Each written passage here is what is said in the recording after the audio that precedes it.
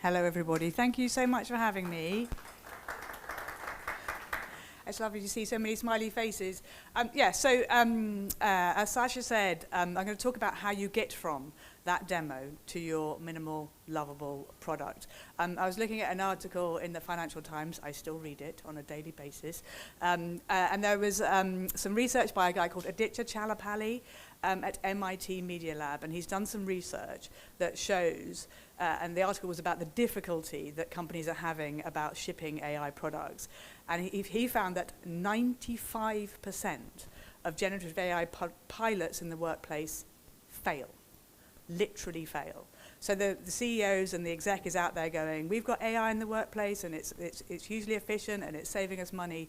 And then he goes into these same companies and talks to the workforce, and literally nobody is using them.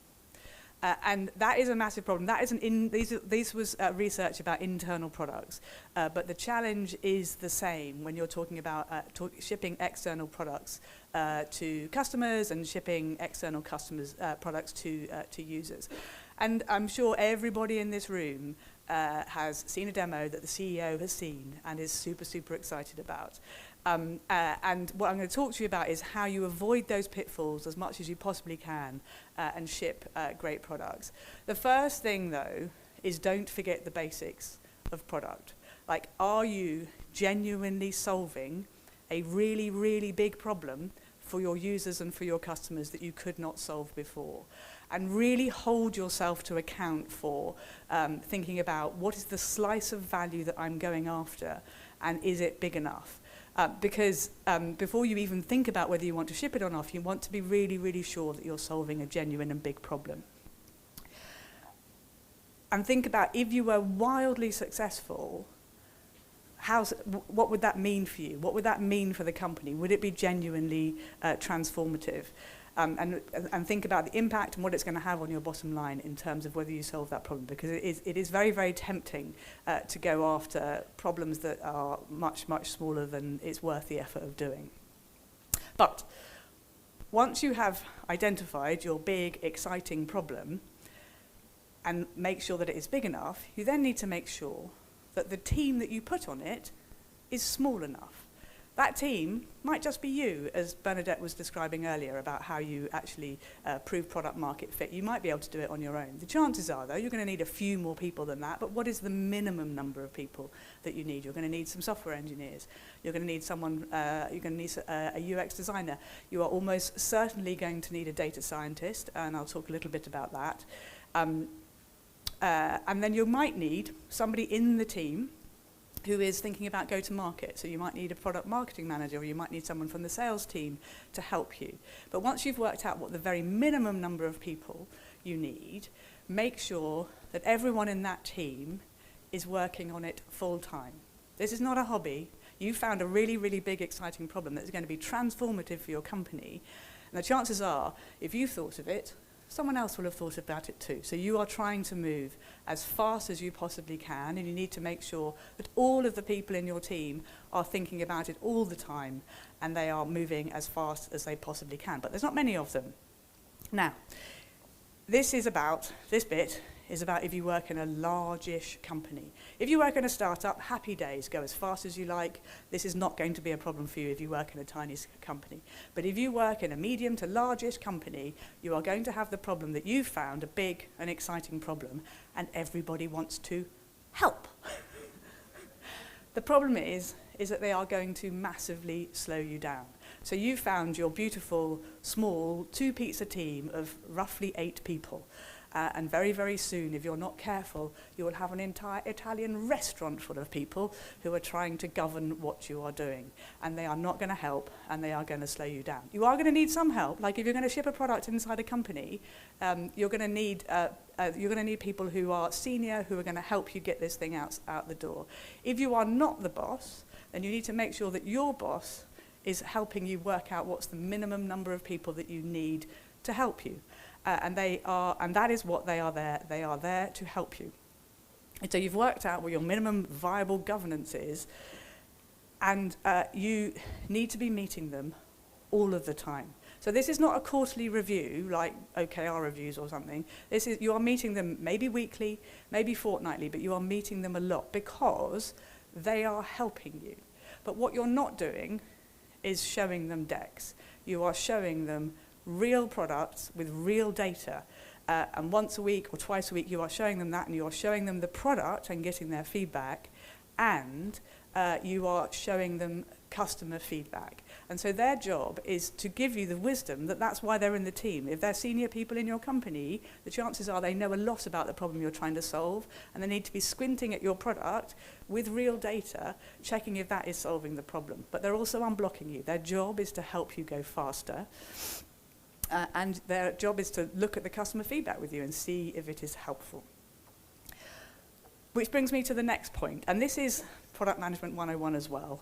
You need to be talking to your customers all the time. So particularly this is true if you're building a B2B product. And I hope lots of you are, because lots of the excitement and lots of the opportunity in LLM products is in B2B products.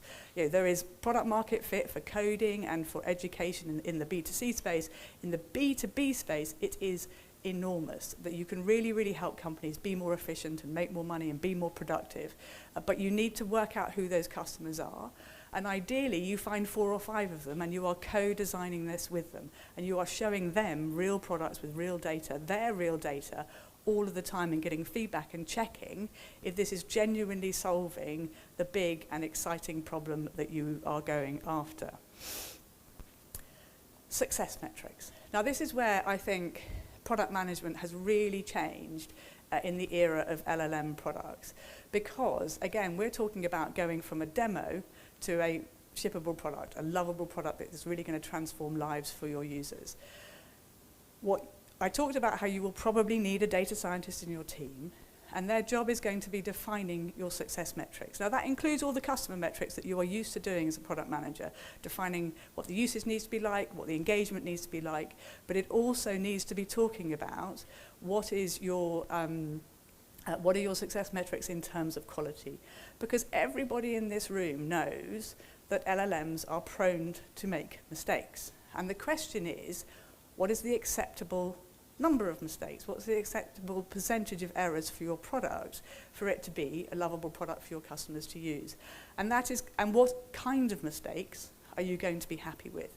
Because if you're building a health product, the number of errors is going to be very, very different than if you are building a sports product. If it's a health product, you're probably going to accept a very low rate of errors. And I've built sports products and I've built health products at Google, and the difference is enormous. But for your sports product, you have to get the Arsenal-Liverpool score right.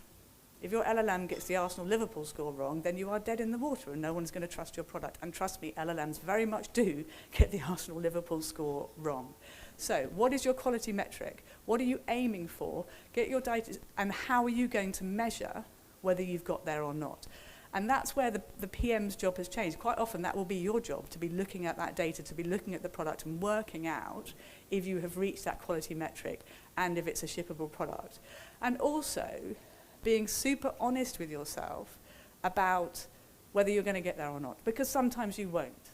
And if you don't think you're going to be able to get a product that is shippable at quality, then you need to pivot and you need to move on. So again, your very small team of people has one job, which is getting that product to quality, squinting at it, measuring it, seeing if it's got it to quality, and whether you can, most importantly, ship it. So, ship it as soon as you possibly can. And again, this is not changed in Product Management 101, because no amount of talking to customers, no amount of reviewing it, no amount of anything is going to answer the question as to whether you actually have found product market fit. So ship it sooner than you feel comfortable when you've hit your quality metrics, so that you can get real customer data that tells you whether you have found product market fit. And then have fun. Well, we do live in very, very uncertain times. It can feel very unsettling trying to do these things, and it can feel, and we're doing new stuff, and new stuff is difficult. But, you know, at the beginning I talked about solving big problems for users and for customers that we've not been able to solve before. That is extraordinarily exciting and a huge privilege to be here shipping those products at this time. And if you have found your great team of 8 people, your 2 pizza team, you will have fun because you will be doing a thing and you will be shipping real product and you will be showing it to customers. And so remember, do all the things that bring you joy because we are all here to ship great products. So in your lovely team, having fun, shipping great products, finding product market fit, and enjoying yourself. All right, thank you very much.